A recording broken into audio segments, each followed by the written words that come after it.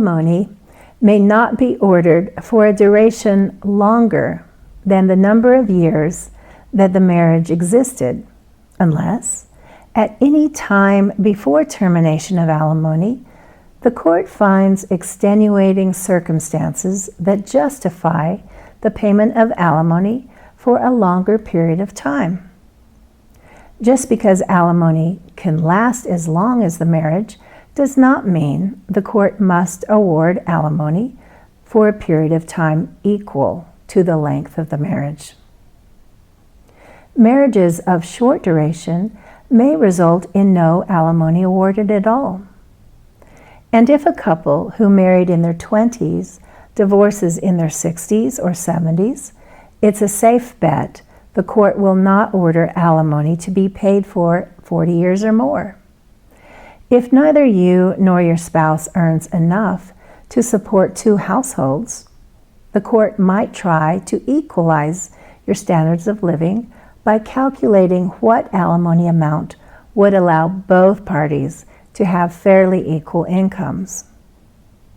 Your previous joint efforts to increase your joint income can also influence alimony and property division. If your long-time marriage dissolves on the threshold of a major change in one spouse's income due to both parties' joint efforts, that too could affect alimony and property division. If one spouse has greatly enhanced another spouse's earning capacity, the court may also take that into account in making an alimony award and/or in property division.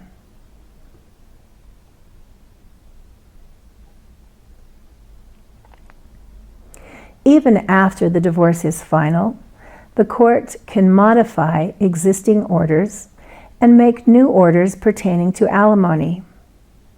When can the court do that? When a party's material circumstances have changed in such a way that was not foreseeable at the time the original alimony award was made. The court may not modify alimony or issue a new order for alimony to address needs of the recipient that did not exist at the time the decree was entered, unless the court finds extenuating circumstances that justify that action. If you can pay alimony through the Office of Recovery Services, ORS, we suggest that you set this up.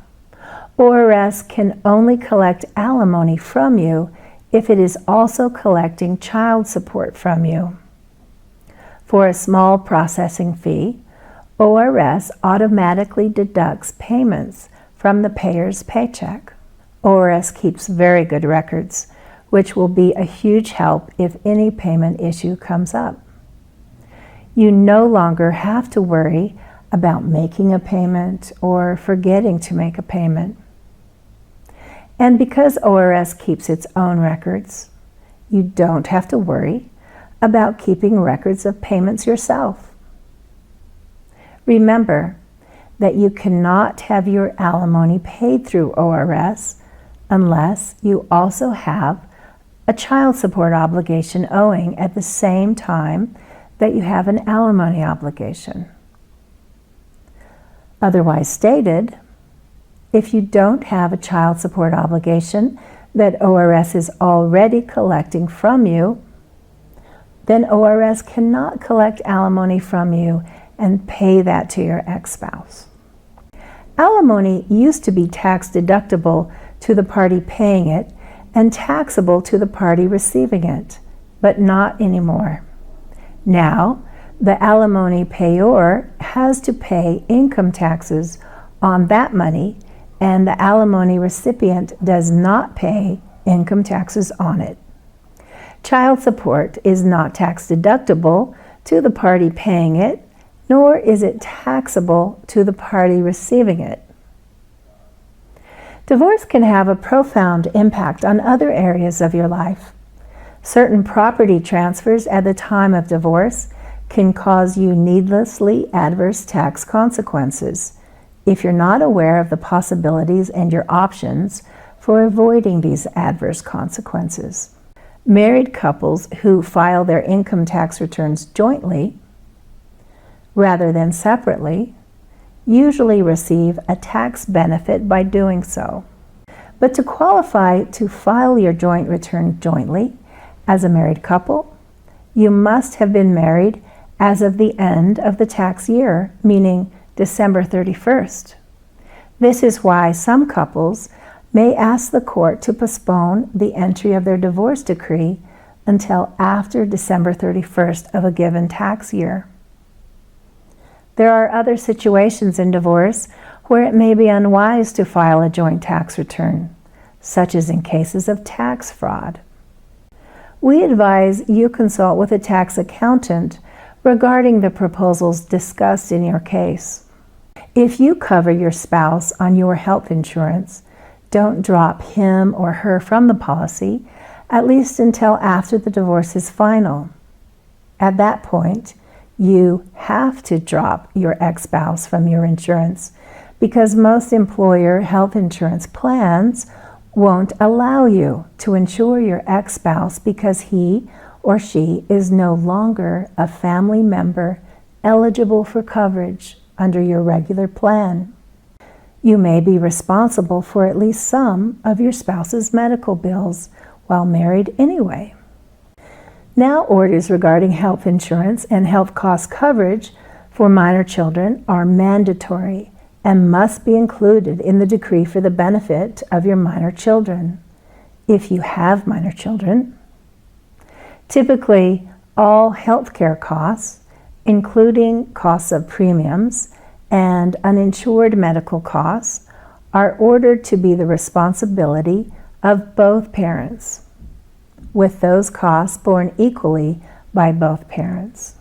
If you have health insurance coverage through your spouse's employer's health insurance policy and need that coverage to continue after the decree of divorce is issued, you can do so, but only for a limited period of time under what is known as COBRA. There is an increased cost for the premium under COBRA in order to continue coverage under your ex-spouse's health insurance plan, so you may be better off finding your own new coverage. Inquire with a health insurance agent to determine your best option.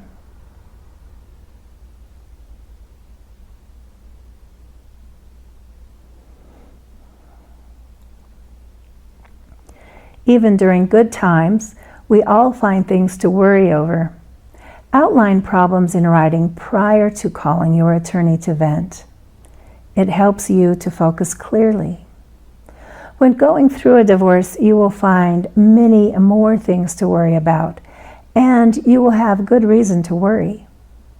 Even if we tell you not to worry, you will. Let us suggest that instead of worrying about your problems, you worry at your problems. Here's what I mean. Instead of letting your mind be consumed with worrying about how bad the situation is, you should concern yourself with what you can do to solve or at least mitigate the problems. Direct the energy that you would expend on feeling scared and anxious toward solving problems.